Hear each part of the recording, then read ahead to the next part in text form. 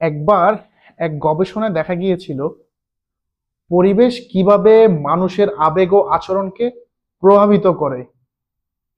চাইলে আপনি নিজেও বাসায় একটা চেষ্টা করতে পারেন। আমি সহজ করে বলি, ধরা যাক আপনার বাসায় একটা ছোট বাচ্চা রয়েছে। প্রথমে তাকে একটা খেলনা দিলেন, এতে করে সে আনন্দে ভরে উঠল এবং খেলতে শুরু করলো।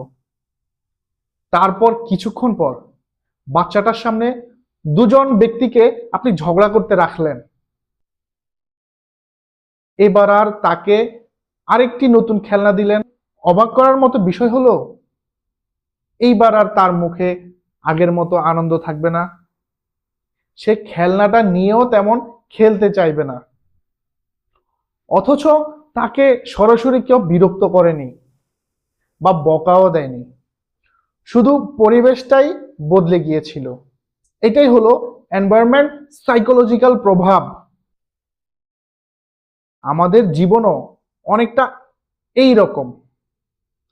আমরা চাই পড়াশোনায় ভালো করতে, ক্যারিয়ারে এগিয়ে যেতে, নিজেদের উন্নত করতে, কিন্তু আশেপাশের পরিবেশ যদি সবসময় নেতিবাচক হয়, ঝগড়া বিবাদ, কটু কথা আর নিরুৎসাহমূলক মন্তব্য, তাহলে মনোবল ধরে রাখা কঠিন হয়ে যায়।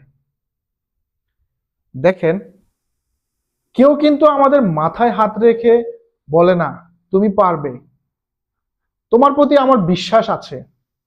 বরং আমরা প্রায় শুনি, এটা করো না, তুমি পারবে না, অযথা সময় নষ্ট করছো। মানুষ আসলে তার পরিবেশ থেকে শক্তি গ্রহণ করে। সঠিক পরিবেশে ছোট একটা গাছ যেমন মহিরু হয়ে পরিণত হয়, তেমনি একজন মানুষও উৎসাহ, সমর্থন আর ইতিবাচকতা পেলে তার সর্বোচ্চ সম্ভাবনা প্রকাশ করতে সক্ষম হয়। যদি সঠিক পরিবেশ না পান, তবে চেষ্টা করুন নিজেই নিজের জন্য ইতিবাচক পরিবেশ তৈরি করতে। অন্তত নিজের ভেতরে বিশ্বাস জাগান, আমি পারবো। আমার আজকের এই ভিডিওর টপিকটি যদি আপনাদের ভালো লেগে থাকে এবং এই টপিকটি থেকে যদি আপনারা সামান্য পরিমাণে অনুপ্রাণিত হয়ে থাকেন, তাহলে একটি লাইক, কমেন্ট, সাবস্ক্রাইব এবং শেয়ার করে সবাইকে দেখার সুযোগ করে দিবেন।